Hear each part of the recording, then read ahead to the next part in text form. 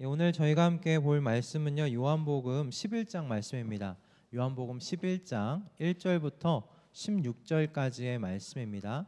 요한복음 11장 1절부터 16절의 말씀, 제가 한 절, 여러분이 한 절 교독하시고 마지막 16절 말씀은 함께 합독하도록 하겠습니다. 제가 먼저 읽도록 하겠습니다.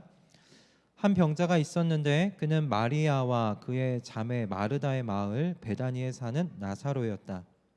마리아는 주님께 향유를 붓고 자기의 머리털로 주님의 발을 씻은 여자요, 병든 나사로는 그의 오라버니이다. 그 누이들이 사람을 예수께로 보내서 말하였다. 주님 보십시오. 주님께서 사랑하시는 사람이 앓고 있습니다. 예수께서 들으시고 말씀하셨다. 이 병은 죽을 병이 아니라 오히려 하나님의 영광을 드러낼 병이다. 이것으로 말미암아 하나님의 아들이 영광을 받게 될 것이다. 예수께서는 마르다와 그의 자매와 나사로를 사랑하셨다. 그런데 예수께서는 나사로가 앓는다는 말을 들으시고도 계시던 그곳에 이틀이나 더 머무르셨다. 그리고 나서 제자들에게 다시 유대 지방으로 가자 하고 말씀하셨다. 제자들이 예수께 말하였다. 선생님, 방금도 유대 사람들이 선생님을 돌로 치려고 하였는데 다시 그리로 가려고 하십니까? 예수께서 대답하셨다. 낮은 12시간이나 되지 않느냐? 사람이 낮에 걸어 다니면 햇빛이 있으므로 걸려서 넘어지지 않는다. 그러나 밤에 걸어 다니면 빛이 그 사람 안에 없으므로 걸려서 넘어진다. 이 말씀을 하신 뒤에 그들에게 말씀하셨다. 우리 친구 나사로는 잠들었다. 내가 가서 그를 깨우겠다. 제자들이 말하였다. 주님, 그가 잠들었으면 낫게 될 것입니다. 예수께서는 나사로가 죽었다는 뜻으로 말씀하셨는데 제자들은 그가 잠이 들어 쉰다고 말씀하시는 것으로 생각하였다. 이때에 예수께서 그들에게 밝혀 말씀하셨다. 나사로는 죽었다. 내가 거기에 있지 않은 것이 너희를 위해서 도리어 잘된 일이므로 기쁘게 생각한다. 이 일로 말미암아 너희가 믿게 될 것이다. 그에게로 가자. 그러자 디두모라고도 하는 도마가 동료 제자들에게 우리도 그와 함께 죽으러 가자 하고 말하였다. 아멘. 오늘 이 본문의 말씀으로 최고의 사랑이라는 제목으로 하나님의 은혜를 함께 나누기를 소원합니다. 우리가 지금 아침마다 그 시편으로 말씀을 묵상하고 있습니다. 내일 저희가 함께 볼 말씀이 이제 시편 11편의 말씀인데요. 이 11편의 말씀을 묵상하고 그리고 그 설교를 준비하면서 그리스도인이 참 이렇게 멋있어야 하는데라는 그런 생각을 하게 되었었습니다. 시편 11편을 보면 다윗은 그 주변 사람들에게 이런 말을 듣는데요. 너는 새처럼 너의 산에서 피하여라. 악인이 활을 당기고 시위에 활을 메워서 마음이 바른 사람을 어두운 곳에서 쏘려 하지 않느냐. 기초가 바닥부터 흔들리는 이 마당에 의인인들 무엇을 할 수 있겠느냐라는 말을 듣습니다. 이 말은 다시 풀어서 말씀드리면 희망이 없고 소망도 없는 악인들이 활개를 치는 이때에 아직도 하나님만을 의지하면서 살고 있을 거냐? 다른 방도를 좀 찾아봐야 되지 않겠느냐? 의인도 서 있지 못할 때다. 그러니 하나님만 의지하지 말고 좀 다른 살 방도도 좀 찾아봐라. 그런 말씀입니다. 이에 대한 다윗의 이 대답이요, 걸작입니다. 다윗이 어떻게 대답하는가? 내가 주님께 피하였거늘 어찌하여 너희는 나에게 이렇게 말하느냐가 다윗의 대답입니다. 이 말 또한 풀어서 이야기하면 이런 겁니다. 나는 이미 가장 안전한 곳으로 피하여 있는데 나에게 왜 더 안전한 곳을 찾아서 피하라고 말하느냐라는 말이죠. 여러분 멋있지 않습니까? 저는 이 다윗의 대답을 보면서 너무 멋있다 다윗이, 그런 생각을 했어요. 제가 다윗을 그리 멋있다고 생각하지 않았던 사람인데 시편 11편 때문에 생각이 좀 바뀌었습니다. 이 사람 멋있네 라는 것이었어요. 여러분, 그가 어떻게 이렇게 좀 멋진 하나님의 사람으로 성장하게 된 것일까요? 저는 그가 고난과 이 역경의 이 과정 속에서, 그런 시간 속에서 하나님을 경험하여서 그 하나님을 알게 되었기 때문이라고 저는 믿습니다.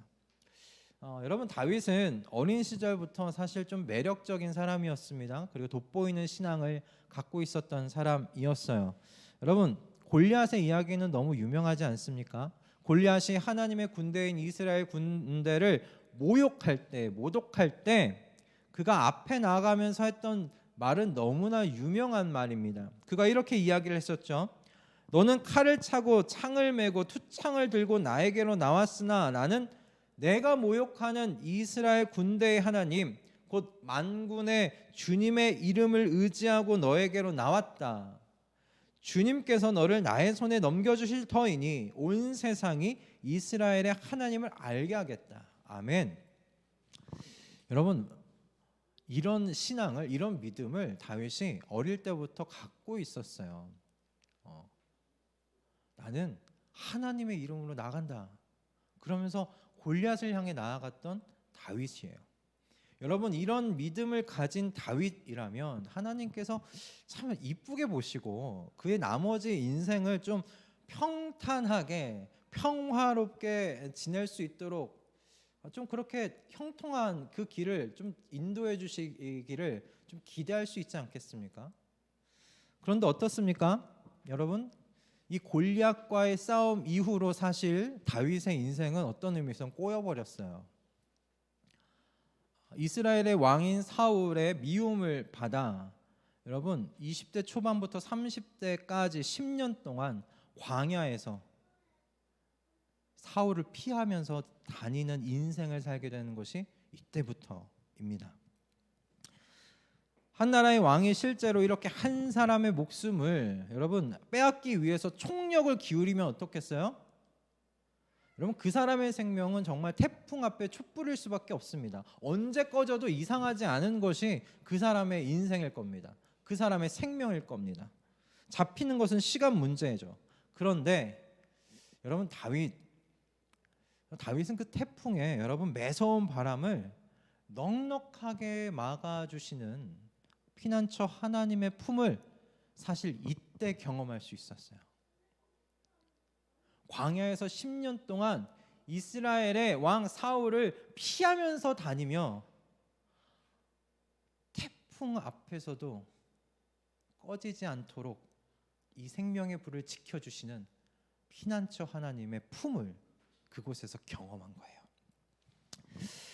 시편에서 보여주는 다윗의 그 하나님을 향한 여러분 흔들리지 않는 믿음은요, 온실 속에서 자라난 믿음이 아닙니다.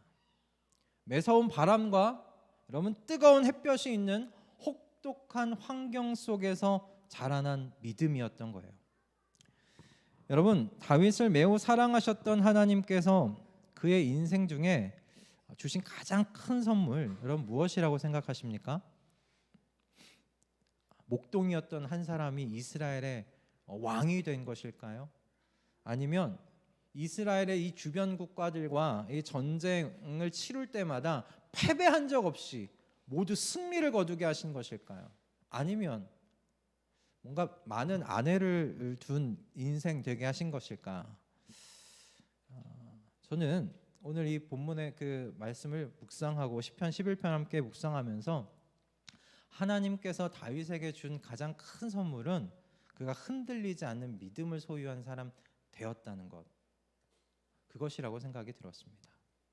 모두가 가망이 없다고 이제는 좀 다른 길 찾아봐야 되지 않겠느냐고 하나님만 붙들어서는 지금 이 순간을 헤치고 나아갈 수 없다고 다른 산도 좀 보라고 하는 이 주변 사람들의 말에 다윗이 내가 이미 주님께로 피하여 있는데 왜 더 안전한 곳을 찾으라고 말하느냐고 오히려 대꾸할 수 있는 그런 믿음이라는 것이죠.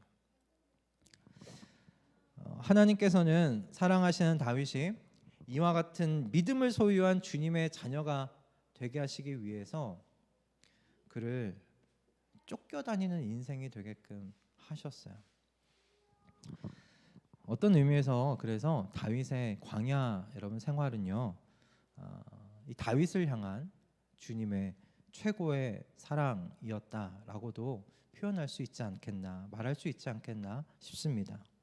그리고 오늘 여러분 이 본문 속에서 예수님을 통해 다윗의 인생 속에서 발견했던 이 하나님의 사랑법, 이 하나님의 사랑의 표현을 우리가 또 발견할 수 있어요.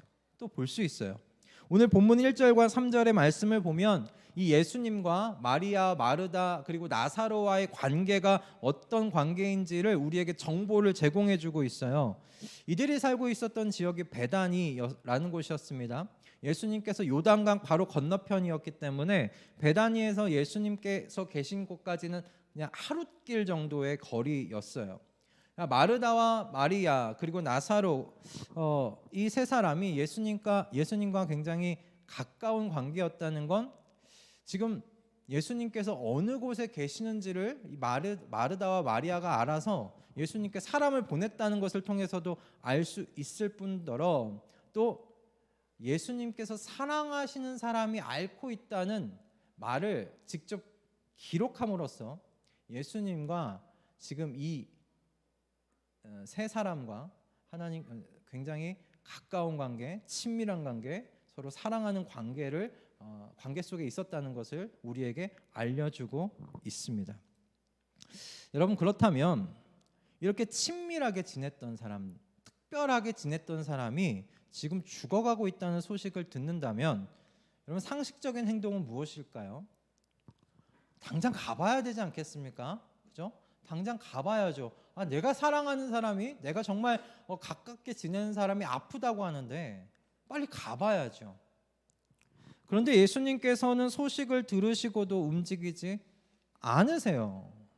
오히려 이틀을 더 그곳에 머무셨다고 알 수 없는 행동을 보여주고 계십니다. 예수님께서 왜 이런 결정을 내리셨는가? 예수님께서 이렇게 행동하신 이유는 무엇일까? 15절의 말씀에 기록되어 있습니다. 15절의 말씀에서 이렇게 결정한 이유에 대한 힌트를 얻을 수 있는데 15절의 말씀입니다. 제자들에게 하신 말씀이죠. 내가 거기에 있지 않은 것이 너희를 위해서 도리어 잘된 일이므로 기쁘게 생각한다. 이 일로 말미암아 너희가 믿게 될 것이다 라고 말씀하세요. 이 일로 말미암아, 이 나사로가 죽은 이 일로 말미암아서 너희가 믿게 될 거야 라고 지금 말하고 계세요. 여러분 예수님께서 이렇게 결정하신 이유는 다른 게 아니라 제자들과 마르다와 마리아 그리고 다시 부활할 나사로까지 그들의 믿음 때문이었다라고 지금 이야기하시는 거예요.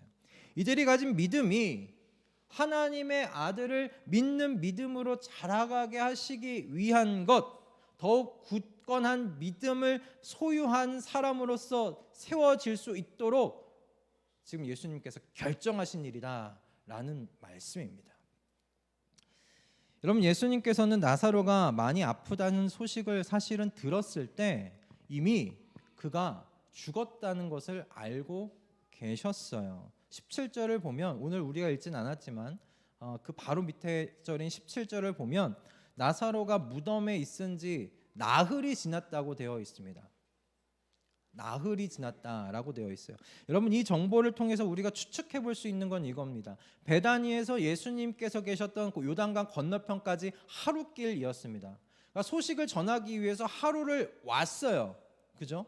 그리고 예수님께서 이틀을 머무셨습니다. 그리고 예수님께서 다시 요단강 건너편에서 베다니까지 가시는데 하루가 걸렸습니다. 그러니 4일이 걸린 거예요.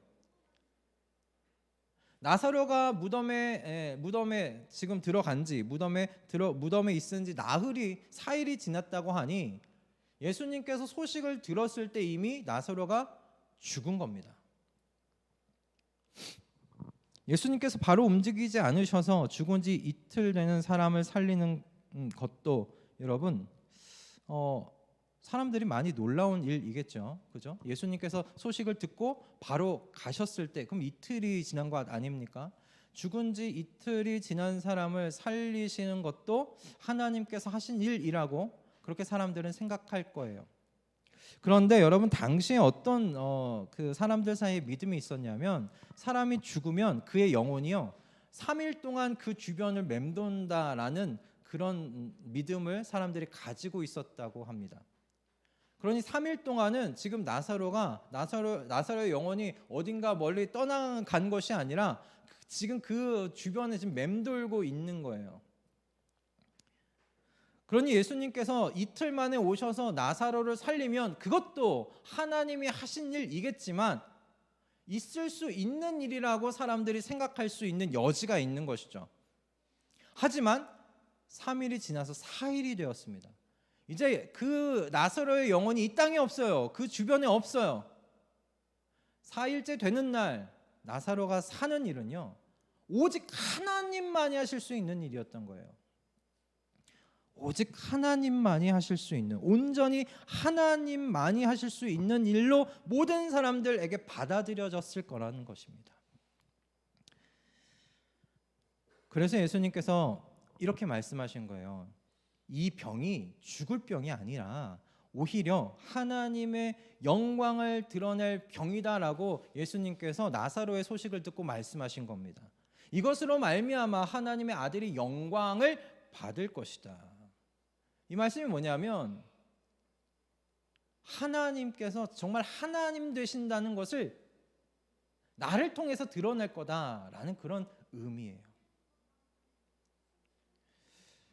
그렇게 예수님께서 하나님의 아들이심을, 그렇게 하나님 되심을 이 나사로를 부활시키심으로 드러내어서 많은 사람들로 하여금 예수님께서 정말 하나님의 아들이시구나,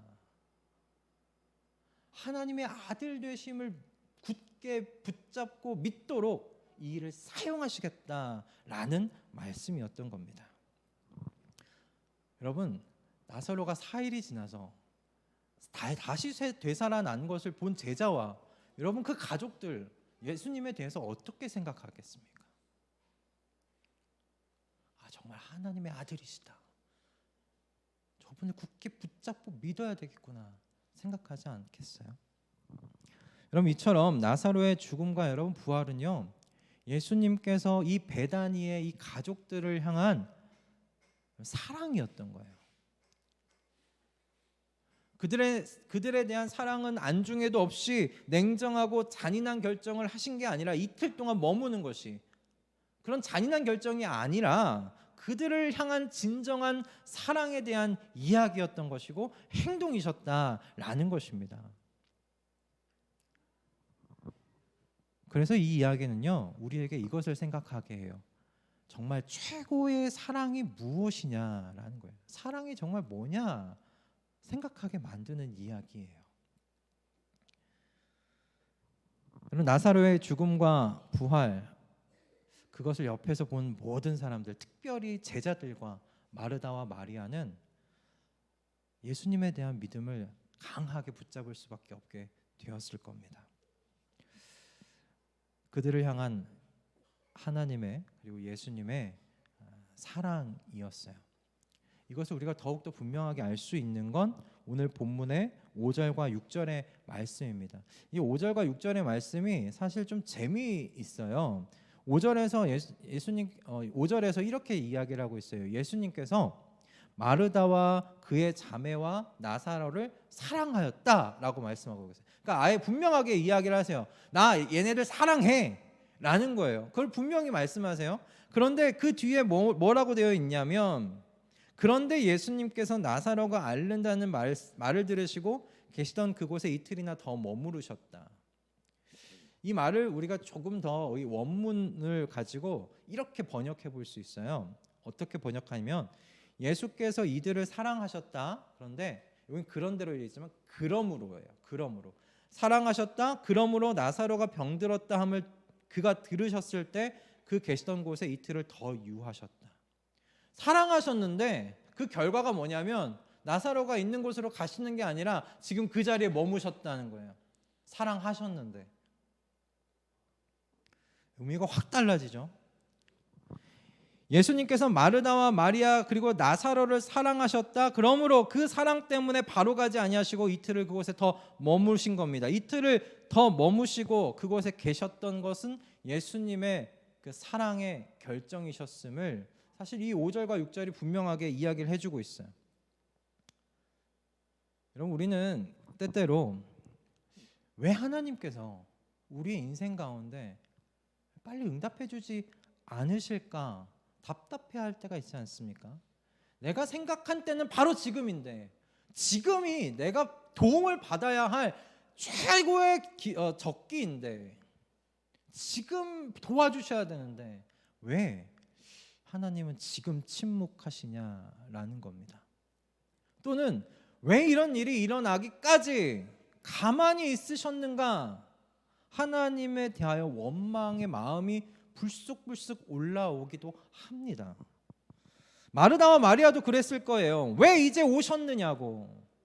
좀 더 일찍 오셨으면 나사로, 내 오라비가 살 수 있었는데 왜 이제 오셨느냐고. 이젠 가망도 없다고. 3일이 지났다는 거예요. 이제 나흘이 돼서 이 나사로의 영혼이 그 주변에 없어요. 주님, 이제 이 나사로가 살 수 없어요. 왜 이제 오셨어요? 예수님에 대하여 마르다와 마리아가 그런 원망 섞인 마음을 가지고 있었습니다. 여러분, 근데 하나님께서요, 이 사람들의 이 원망을 다 받으세요. 그걸 불쾌하게 생각하지 않으시고 그걸 다 받으세요. 저와 여러분이 유한한 사람이라는 것을 이해하시기 때문이라고 저는 생각합니다. 유한한 우리는 무한하신 그 하나님의 시선과 그 하나님의 계획을 도무지 따라갈 수 없다는 사실을, 도무지 그걸 온전하게 바라보면서 이해할 수 없다는 사실을 하나님 아시기 때문에 그래요. 그래서 하나님을 다 향해서 원망하고 이 마음 가운데 불만에 섞인 마음을 가지고 있는 것, 하나님이 그거 다 그냥 받으세요.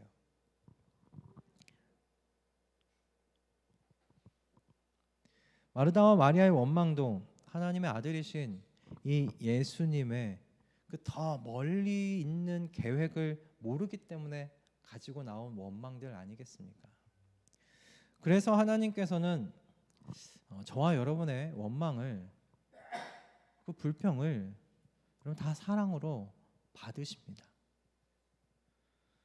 그러나 하나님께서 그렇게 우리의 원망을 사랑으로 받으시는 이유는 한 가지예요. 그냥 받으시는 게, 그분이 사랑이시기 때문에 받는 게 아니에요.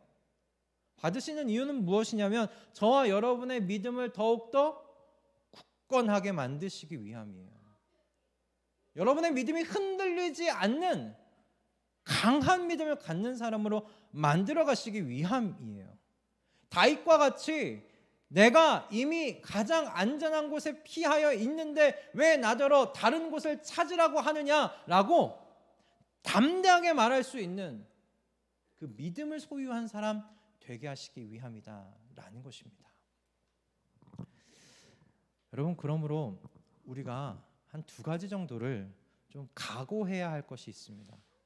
하나님께서 우리를 향한 사랑하시는데 그 사랑이 우리를 굳건한 믿음, 흔들리지 않는 믿음을 가진 사람으로 세워가시기 위한 사랑이라는 것을 우리가 알면 두 가지를 우리가 좀 각오해야 할 것이 있어요. 첫 번째는 뭐냐면, 여러분, 하나님의 침묵을 경험할 것을 각오하십시오. 하나님의 침묵하심을 경험하실 겁니다. 그걸 각오하셔야 돼요. 여러분, 마르다와 마리아 이틀 동안 하나님의 침묵, 예수님의 침묵을 경험하지 않았습니까? 여러분, 그녀들이 얼마나 예수님을 애타게 기다렸을까요? 지금 내 눈앞에서, 자신의 눈앞에서 사랑하는 사람이 앓다가 죽어가고 있어요. 숨이 헐떡헐떡거리다가 끊어져 가고 있어요. 그런데 바로 오시기로 생각했던 그 예수님이 오고 계시지를 않아요. 감감무소식이에요. 얼마나 당황했을까요? 얼마나 불안해했을까요? 오시지 않는 그 예수님에 대한 그 불안함, 애탐이 결국에는 불평과 불만과 원망으로 바뀌었을 거예요. 그 3일이라는 시간 속에서 이 마르다와 마리아의 속은 타들어갔을 겁니다.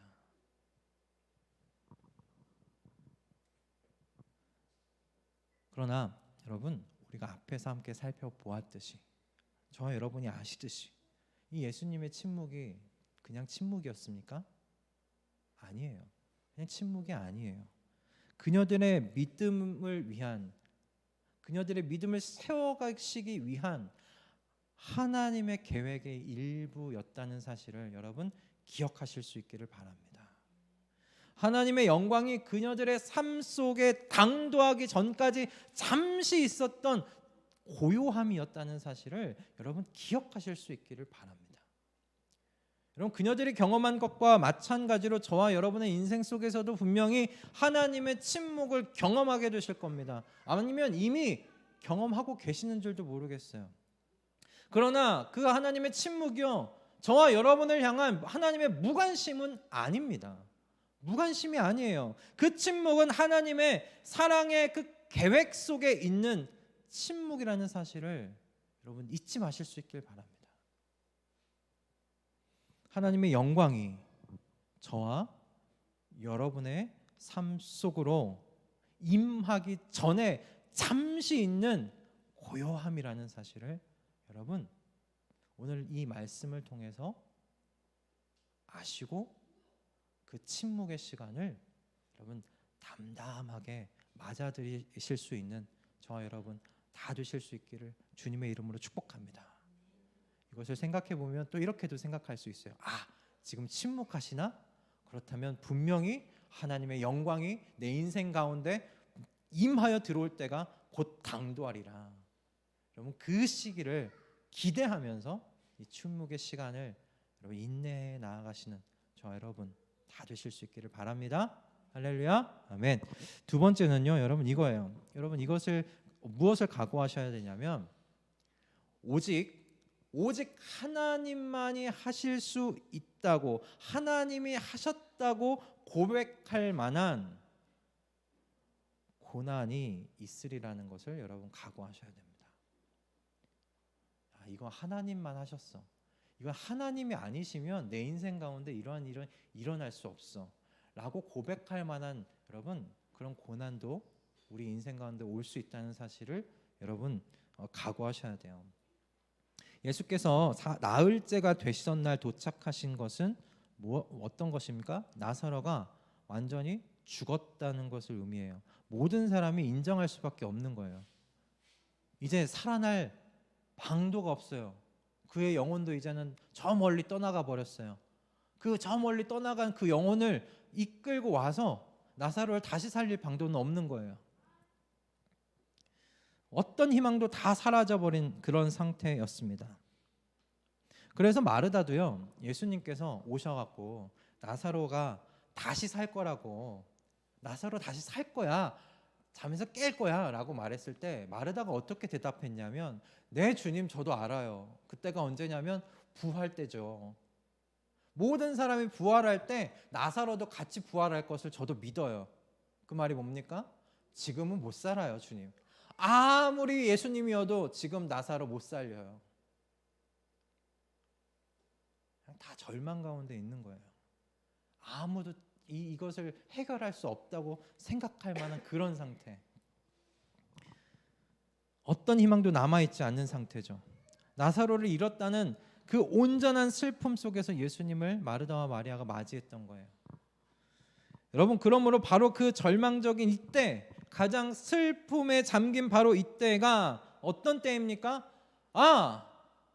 오직 하나님만이 하셨다고 고백할 수 없는 때예요.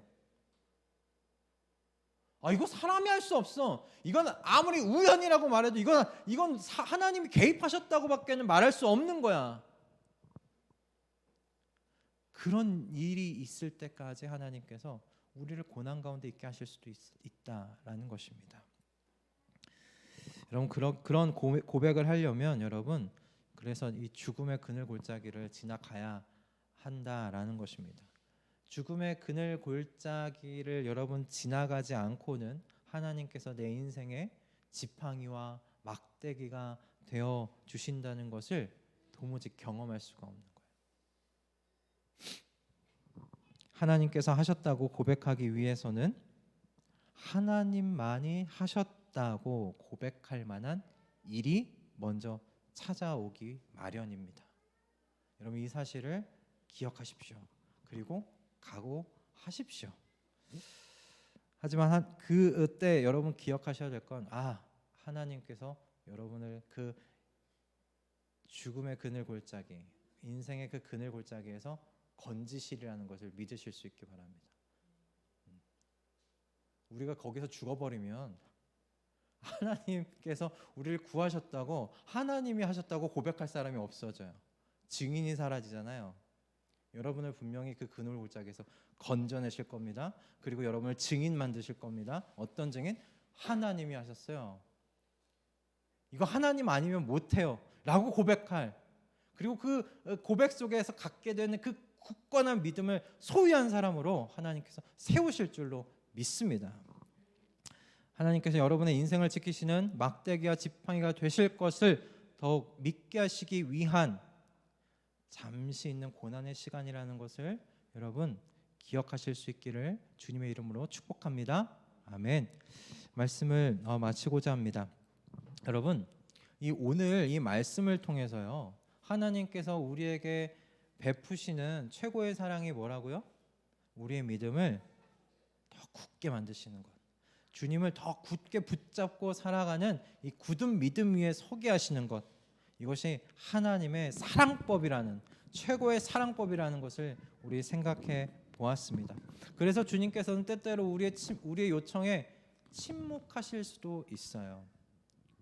그리고 저와 여러분을 인생의 그늘 골짜기로 인도하시기도 합니다. 그렇게 하시는 이유 단 한 가지입니다. 그곳에서야 비로소 저와 여러분이 하나님께서요, 진짜 하나님이시구나 라는 것을 경험할 수 있기 때문에 그래요. 하나님께서 진정으로 하나님이심을 우리가 경험하게 될 때 우리의 믿음이 한 단계 더 성장하는 겁니다. 더 다른 차원으로 성장하게 되는 것입니다. 그렇게 하나님께서 저와 여러분을 사랑하셔서 믿음 가운데 살며 마침내 하나님께서 이끌고 오실 여러분 그 하나님의 나라에서 주님을 영원히 사랑하며 살아가게 하시기 위한 그 목적으로 저와 여러분의 믿음을 세워가시고 굳게 해 나아가신다는 사실 여러분 기억하실 수 있기를 바랍니다. 그리고 여러분, 하나님께서 우리를 그렇게 사랑하시는 것이잖아요, 그죠? 우리 사랑하시는 목적이 우리의 믿음을 세워가기 위함이라면 여러분, 내 이웃을 내 몸같이 사랑하라고 하셨을 때 우리 이웃에 대한 사랑도 그 사랑이 어떤 사랑이어야 하는지 여러분 묵상해 보실 수 있기를 바랍니다. 그들의 믿음을 세워주어 가는 사랑, 그냥 한없이 잘해주고 착하게 해주고 섬겨주고 헌신해주는 사랑, 여러분 그것도 사랑입니다. 하지만 그 사랑의 목적이 있어야 되는 거예요. 어떤 목적을 위해서 헌신하고 섬깁니까? 그 이웃들이요, 믿음 가운데 서 있을 수 있도록, 흔들리지 않는 믿음의 사람이 될 수 있도록 섬기고 헌신해가는 것이에요. 그 사랑을 우리의 삶 가운데 우리가 이웃에게 적용해가면서 우리가 풍성한 또 삶을 살아가시는 2023년 한 해가 되실 수 있기를 주님의 이름으로 축복합니다. 할렐루야.